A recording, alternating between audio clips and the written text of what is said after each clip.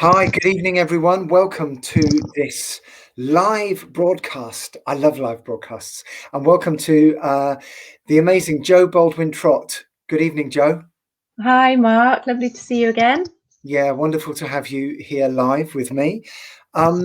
So those of you that don't know you, Joe, you wear many hats, but principally, and for the purposes that you're an accomplished speaker, publisher, and coach.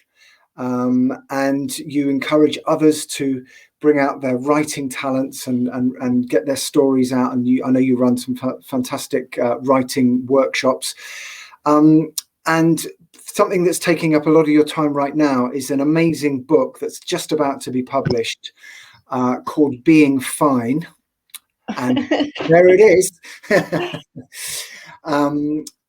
And the subtitle of which is The Other F Word. And this is an amazing book of which I have the privilege, along with 13 other amazing authors, real people sharing their stories, making themselves vulnerable, and really talking about their mental health, and specifically men talking about their mental health. I know 12 of the 14 authors are men. And this is a book really that's kind of really blowing open this whole topic around men talking about their feelings and getting in touch with their feelings and expressing themselves. And I can't wait to share it with the world. I'm so excited. And you have, like, he's been herding cats, getting us all together and to get all our pieces together. And finally you're here. So congratulations on that, first of all. Thank you. Thank you very much. It's been worth every minute and every moment of herding and whistling, or however you really herd cats. Every minute of herding. That can go probably somewhere. Okay, it was worth every minute of herding the cats. Somewhere in a quote. But perhaps for those of you that, I mean, it's such an important topic, and never been a better time to talk about it. Perhaps for those that I've got lots of questions for you here, but those that don't know you, perhaps a little bit just on you and your background and how you kind of got to be doing this, really. Yeah. Okay. So I've always dreamed of making books, writing them and making them. I'm someone who reads everything and everywhere. I'll be in sort of, a queue, and I've just got to find something to read. So words have always fascinated me. I've always been obsessed with words. I even have this weird thing I do with my hand. If I'm bored, I write words on my hand. Anyway, I don't think I've shared that before in public, but I'm really obsessed with letters and words and language. So it's been an obsession with me. When lockdown came along, I was invited to be an author in a book.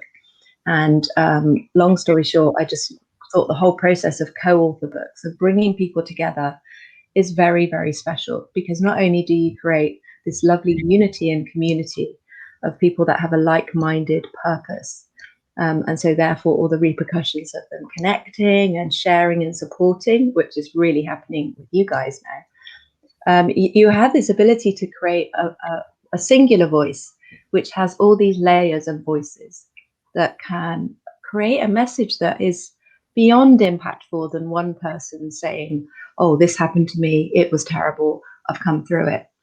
And it made so much sense to me. And these were business books I was in. And when sadly one of these business books, how this book was promoted, and I'll finish that. You started by asking me a question, but one of these books I was in, one of the authors sadly disclosed in one of our WhatsApp groups, I'm going to have to come out of the book because my husband has suddenly gone into hospital ill, and I don't know what's going to happen. And then I literally found out that, sadly, she said, no, he's passed, he's gone. All of a sudden, he passed on. So it was such a shock to so many of us, me included. And all she said was, he wouldn't admit how ill he was. He just kept saying, I'm fine, I'm fine. And until it was too late. And he was English, she was Indian. And she was going to be in the book, but she's had another loss of life. Another relative has passed on in the last 6 months. So she can't even be in the book because she suffered another loss. And that was the instigator to make me realize that although this wasn't really something I envisaged doing, I knew it would be interesting working with a load of men. I've been an ex-police officer. I know what that's like. It's a challenge. It was a challenge, certainly, in the police. But it felt like a message. And then I had a message, a download, as I called them, and it was like, you must do this book, Jo. You have to do this. And I and ahed, and I thought, no, this is the time to write this book. And like you saying, like you've done, bring together people that can really make a powerful, an extra powerful message, not just a celebrity who's had a tough time and took too many drugs. And I don't mean that disrespectfully, but real people, real men like you that have had one hell of a journey. And yeah, because I have been surrounded. My dad was like that. I've had partners that were always fine. And the repercussions of that is marriages ending, children being brought up not being able to share how they feel, boys being brought up to put on a brave face. And I was that. I was always told to stop whinging, there's nothing to worry about, could be worse. And that is a catastrophic thing to say to someone when they just want to be emotional. And that's for boys and girls, men and women. And I to be honest, I think fundamentally this is part of the issue that we have in society, is that we have stopped being human. We're just all about the doing and not the feeling. And that's across the board, but especially men. Men. I'm just going to have to quickly plug my laptop in. Classic tech moment, because otherwise you're going to die on me. So I'm listening, and I'm not going too far. That's why I love live interviews. Live TV. So I'll fill in while you do that. It doesn't happen on the BBC studio. What did they say on Blue Peter? They said never work with children and animals, and never work with an unplugged laptop. Yeah. Just while you're doing that, and I'll let you do that. There was an interesting quote by Margaret Thatcher towards the end of her life, where she was reflecting, and she said in the 70s and 80s, everyone used to ask me how I was doing, and now everybody asks me how I'm feeling. And she didn't like it. But I thought that was a very interesting reflection on society, and that it is, changing, not fast enough and not enough, but lots of work to be done. But just an interesting sort of anecdote while you plug your laptop in. And and she was an interesting character. So a couple of our authors really talk about male and female energies. Yeah. We all have male and female energies. Margaret Thatcher, like Theresa May, was a very masculine, focused, task-driven, strategic female. So that doesn't surprise me. I mean, I only know what I saw, but look how she treated her children. Yeah. And that's not what was the traditional way of mothering. As much as I'm generalizing horribly here, but I think this is again part of the problem, is that the way we lead and the way we govern and run businesses was all about that way. It was about achieving results. Yeah. It was about, and you're in the sales background, Mark, aren't you? Exactly what I'm talking about. And I think that's part of the issue. And sadly, men have really been pushed down that road of, go on, get the bigger car, get the bigger house, driven. Let's just use this and not use this. Yeah. It's part of the problem. No, very well put. And what I love about what you were saying earlier, and that story, obviously from very sad circumstances, which was the sort of the catalyst for you doing this, is the fact that you've taken action on it. Because many of us get inspired, and often with stories, and I've seen it. I've obviously had the privilege of having a little peek into this book already, and it's people's stories evolve. My story's evolving all the time. It's a little bit, I see it like the layers of an onion, and that go beyond, well, this happened, as you said, exactly as you said, well, this thing happened, but I'm still here. And ta-da! And yes, that might be inspiring in itself, but it's only one element of it. But the feelings and emotions and the tools and techniques that are employed to then go beyond that and live life beyond that, I think, is what really interests me. And I come out in some of the wonderful stories in the book. And I was reading one the other night by Rob Goddard on our amazing launch party, and got emotional. It was the first time I was reading the words, first or second time, and I got, we were live, and I just got emotional. And that is the power of this book. And we'll give out details for the book towards the end, and people must really, really encourage people to get hold of this book and read it and pass it on. And so I'm just going to ask you this, because some people will be, and you've given a little bit of an insight to it. And I was sorry, what I was going to say there was the fact that you've acted on your inspiration, because many of us get inspired, but you've acted on that inspiration, and this wonderful book has come out of that, and many more to follow, I hope. But some people will be wondering why a woman has decided to write a book on men's mental health. And I know it's not the first time you've been asked that question, but some people might still be wondering. You've given a few little clues to it, but anything else to add on that? It's just actually all about me. No, it's not. Right. But in part, this is to help women as well. Yeah. Because ultimately my friends are married to men that are always fine. Yeah. I've been married to a man that was always fine. My dad was a man that was always fine. So on a level, this isn't what inspired me fully and was the only cause, but I'm just trying to help people, help relationships. Because I have been on the receiving end.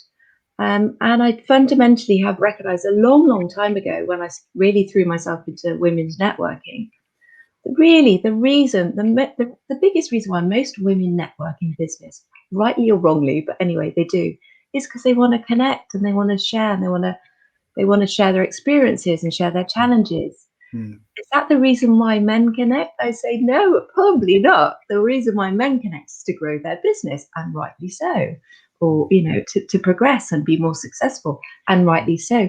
But that's the dichotomy. That's where the imbalance is.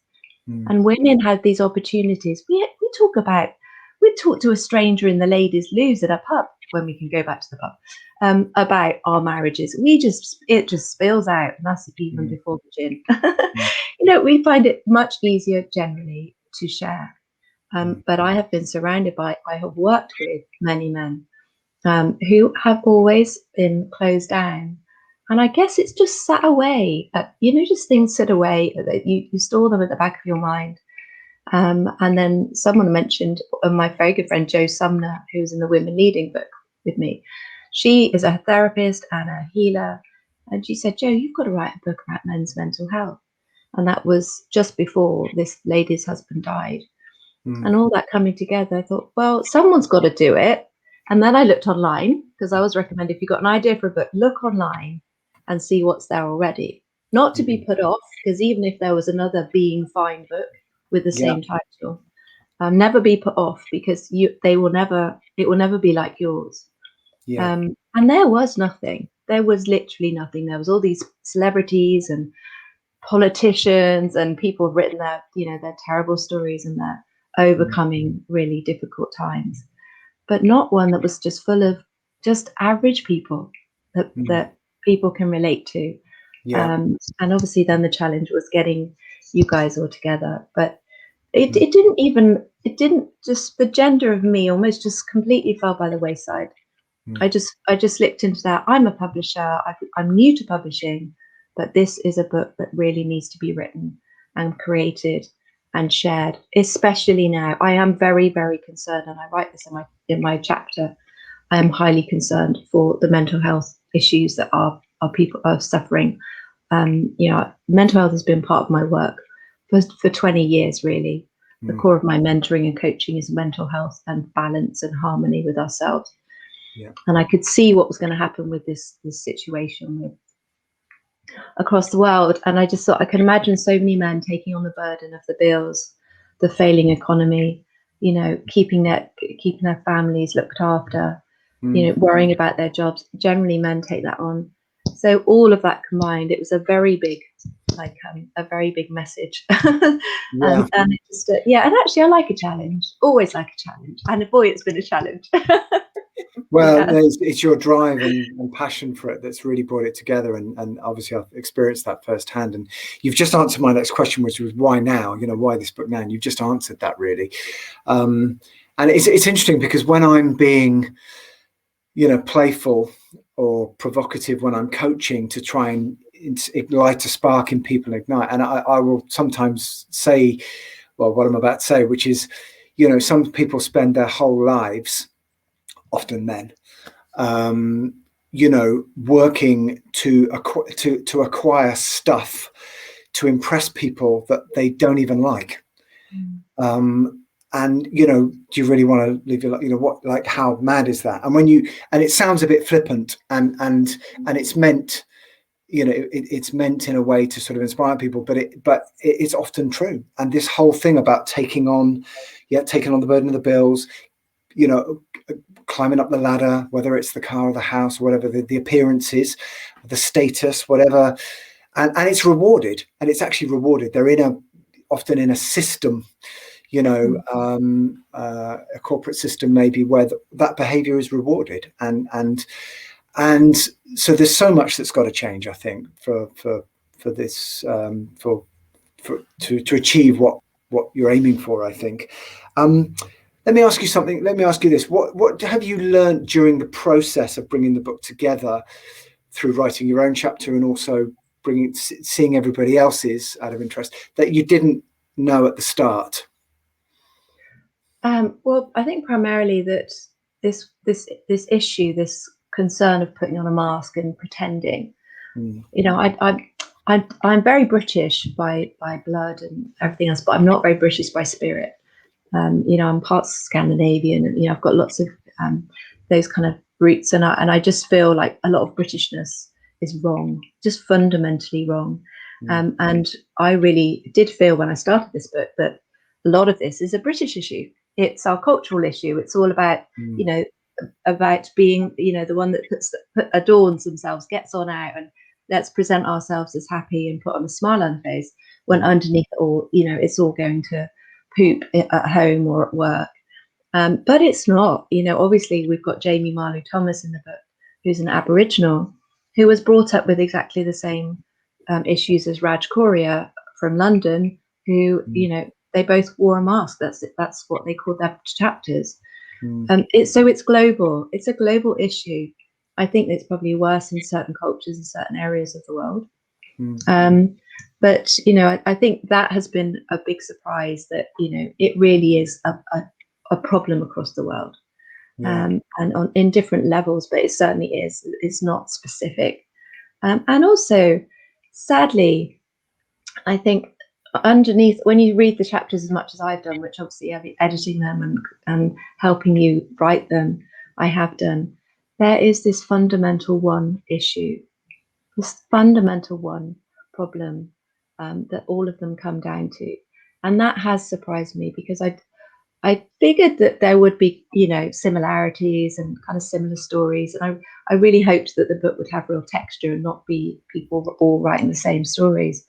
But goodness me, the texture is just off the scale. I mean, I think you probably agree now. You've read most of the book, but the chapters are so remarkably different, which I'm really proud of. The only thing I would have liked to was have some younger voices in there, and sort of late teens, early 20s voices. That could be the next book. Yeah, possibly, yeah. But actually, there is a fundamental issue that you all have, and there's a fundamental hurdle you have to overcome, and that has surprised me, that it's pretty much the same for all of you, and that's been quite a surprise. But good in a way. And when people like speaking to Kapil and Simon, who are working in just completely men's mental health, they are working on that very issue. So it's wonderful to connect with them and just have that hope and light. And there's someone, his name's gone out of my mind, but who is just purely working on helping men become more vulnerable and gaining the sense of self-worth from the inside, which is the issue. Yeah, I wanted to ask you about that, because I think that, and you mentioned you didn't call it the British problem, but the British, sort of sort of take this or our society and how we are. Who do you see right now as the role models? I mean, I'm thinking of one right now. I'm thinking of someone like Gareth Southgate, for example, who's just written a book aimed at young people, all about, and he writes how he was a shy kid and you can achieve anything. I think the book I've actually bought it, and I think it's called Anything Is Possible or something like that. I'll have to check that. But and he talks about the fact that vulnerability and kindness is a strength, and he's in a very he's the manager of the team for the national sport of the country, and I think he's a great one. Are there any others that you would sort of cite as positive role models for this kind of work that you're doing? Yeah, I think there are a few, and it depends at what age group. I mean, Alistair Carmichael, for example, politician. So he's recently published his book, and he's sharing about how important it is. There's a rugby league player. He's got his prop and he's got the funny ears going on. I've forgotten his name for England. Anyway, he's published a book recently, and if there's ever a man who you think is so strong, is so fit, so healthy, is doing representing your country to play a sport like Gareth Southgate, right? That's what he did. But but he's the other side of the coin in a way, because it's all about that. I don't know, that it's a very different sport, football to rugby. But he's real salt of the earth. He's kind of really gravelly, and he's really talking about vulnerability and opening up and how it's important to keep life simple as well as have the fun stuff. So people that are really, really earthy and actually relatable, I think, are really, really powerful. But I'm really glad that I feel like the tide has turned. I feel like there's lots of young aspiring celebrities that are coming through that actually are really good role models. I can't really think of any at the top of my head, but there seems to be more talk, more admittance by the younger generations that actually I've had a tough time. And I mean, I remember when we were like 20, when I was like 20 and 25, and one of the pop stars would come out, oh, I've had terrible mental health issues. I mean, like everyone just almost sort of stopped talking and would go, oh my God, have you heard? Yeah. Oh yeah, and so many of them admitted. Yeah, they would probably have been dropped by the record label at that point, or something like that. They got dropped by the record label, and it was like, almost written off. And nobody really wanted to know why. Oh no, let's not go into why. Let's just go, okay. Oh, that's a shame. Let's move on. Yeah. And at last, I think we're really opening up to having conversations, and it's not seen as a weakness, as a failure, and all those awful things. I've suffered mental health. I feel that most, like physical health, someone said this the other day on the radio, like physical health, most people have suffered ups and downs in their mental health too. It's really that simple. Why should it be any different? What's going on with this and our whole body? Why should it be any different, the physical to the mental? Yeah. And what would you like people to do? So people that buy the book and read the book, what would be your hope? What would you want people to do? So I hope there are two types of people reading that book, really. Firstly, the type that actually are feeling a bit, they use the word, which is why I use the word. It could be called vulnerability. It could be men helping their mental health. It could have been all these things. But I just picked on the word because I feel like it's a word that so many people use, so many men use, and it's dangerous and it's wrong, and it's just, it means nothing. Unless you're talking about the furniture or something that's menial, I don't mind using it for that, but you're not allowed to use it about yourself ever. I totally agree. That's why it's the other F word. So I hope people stop using that word, and instead they stop themselves and they say, and laugh to yourself. I was about to say I'm fine, because actually I feel fundamentally, if you're about to say I'm fine, what you really want to say is I'm struggling because. I think rarely, if you think about it, rarely do people say, no, I'm fine, and no, yeah, I'm good, and really mean it. It has always a second statement attached to it. Yeah. And that is the statement that you need to share. So Yeah. firstly, you need to share. If you feel like you're saying I'm fine, then Yeah. share. Nobody needs to suffer mental health alone. And please don't be worried that you are alone and nobody can hear you. People want to hear you. myblackdog.co is there for you all the time online. The Samaritans 116, 116, 123, they are there for you all the time.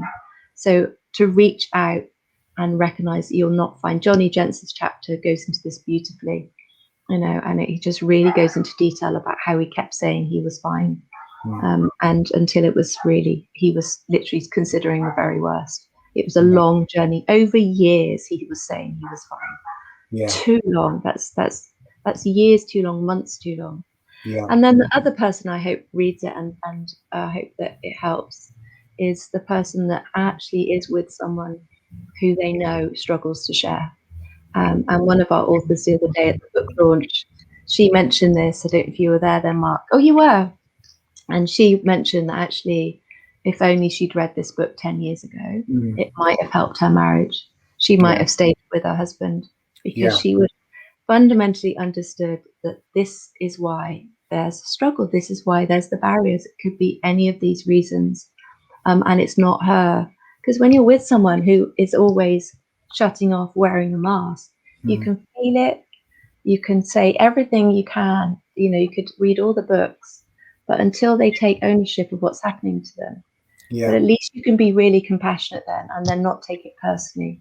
Because sadly, we take it personally. When someone shuts down, we take it personally. We think it's us, and we get frustrated, and we get. So yeah, they're the two people I hope. So women as much as men, partners, mothers of sons, fathers of sons. Yeah. Saving lives, saving relationships, and saving friendships. Really, is what I take from what you're saying, and which is powerful stuff. And you're absolutely right. I mean, in my particular chapter, I talk about how my son Charlie, used to use that word. He would say, "I'm fine, Dad." I knew he wasn't, but I didn't have the tools. I didn't have the, I wish I'd had this book before. I wish I'd been able to sit and have the conversations about that, about suicide with him, and those thoughts, and sit in the hole with him. And I wasn't equipped to do that. And but as they say, with often moments of enlightenment and little gifts that drop into our lives, the best time might have been 10 or 20 years ago, but the second best time is right now. So, it's here, and grateful that it is. So I really hope it does. Exactly that. Save lives, save relationships, friendships, and really make people think. And so where just can start the conversations, really. We need the conversation. Start the conversation. Just one conversation can change everything, can't it? Yes, that's a great point. And I like the way you say start the conversation, because in my experience, before and since losing my son Charlie, these kind of conversations, it's rarely one conversation. And one conversation there's obviously often a pivotal moment, and I've read about in the book, Rob was one, and others who talk about there was a turning point, but then there's a series of conversations that take place, but you've sort of pushed open the door.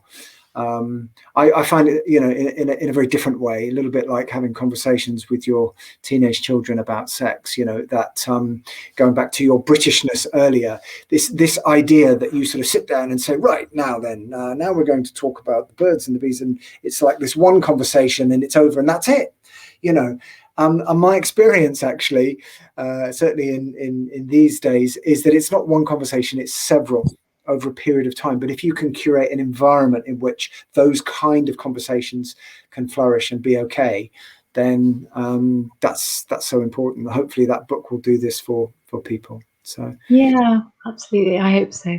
So importantly, Jo, where can people find the book? When does it come out? Which formats? Where will people be able to find it? So join the Being Fine book Facebook group, because it will be literally hot off the press, knowing when it's absolutely definitely published. We've had a little pre-run, and we've got some amazing reviews which have blown me away. Sorry if my dog is in the background. She likes to be on the action. It's been one of those shows tonight, hasn't it? I'm just going to let her in, otherwise it's all part of the fun. Let her in. Yeah, bring her in. It's all part of the fun. Come on. So it will be out literally in the next couple of days. I am hoping and praying to the Amazon gods, which I don't say lightly, but bottom line is they're putting it on the system. They'll be getting up on system available to buy. So it should be ready in the next couple of days, next 48 hours. I'm hoping it will be up and ready to buy, definitely in Kindle, and hopefully imminently after that in paperback. But if you join the Being Fine Facebook group, Being Fine Book Facebook group, please join us there, join our conversation. You won't be bombarded. It's just these opportunities to listen to authors talking. Thank you for Mark for interviewing me tonight, but normally it's the authors talking about their stories. So lots of inspiration and this important conversation. But yes, couple of days, and read and review. Please review. Reviews are so important. Read and review. Spread the word. It's Valentine's Day coming up. Yes. What a great present to give a loved one. Perfect. I just think it's an amazing. It's a gift from the heart, and I hope it has that impact that it already has. Yeah. Wonderful. Do you want to hold the book up again, Jo, just in case? It's got a very distinctive cover. It has beautiful black and pink. Yeah. Being so Fine. That's the book, folks. If you want to, when you log on and see it, and I don't know if you knew this, Jo, just before we go, but my wife is from Spain, and in Spain, in fact, in Catalonia specifically, actually not in Spain, but which is the region around Barcelona, that area of Spain. Their national day they call it San Jordi, and it's St. George's Day here. It's the same day, 23rd of April. And there's a long-held tradition in Catalonia where on that day men give their loved ones, the girls, a rose, and that they'll give it to their partner, wife, mother, sister, and the girls give the boys a book. And I was first introduced to this when I first met my wife many years ago, and we do it every year, and it's a big thing. So you're talking, Catalonia is about 7 million people, so we might have to think of a way to introduce, if you've got a Spanish speaker, to introduce this for the 23rd of April, because it would be a fantastic gift idea for women in Catalonia to. So assuming that they're English speaking, so maybe if we can get it translated into Catalan. We have an author that speaks Spanish. I mean, I'm sure she's got nothing else to do than to convert this book into Spanish. So just a little lovely idea. Thank you, Mark. Lovely idea. Anyway, so. Well, look, Jo, it's been amazing to interview, and I've, even though we've known each other a little while now, I always learn something new every time we speak, and so thank you for coming on and doing this interview. And people can, so we've talked about the Being Fine Facebook group, and people can find you, I guess, on most social media platforms. I know you live on LinkedIn.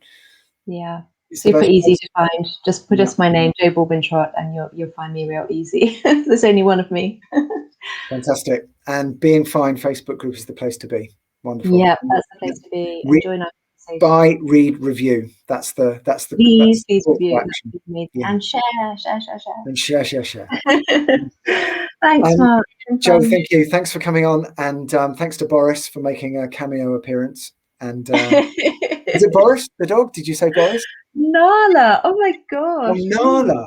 Sorry, I thought you said. I think you watched the news before you got us. I did. Do you know what? I think I must have it on the brain. I was listening to the radio earlier. Nala. I'm sorry. I should hear it. It's okay. That's like Nala. My apologies. We don't say that name in this house. It's a band name. It was all going so well. But, anyway. Thanks, Mark. Jo, thanks again. And bye. Bye for now. Bye.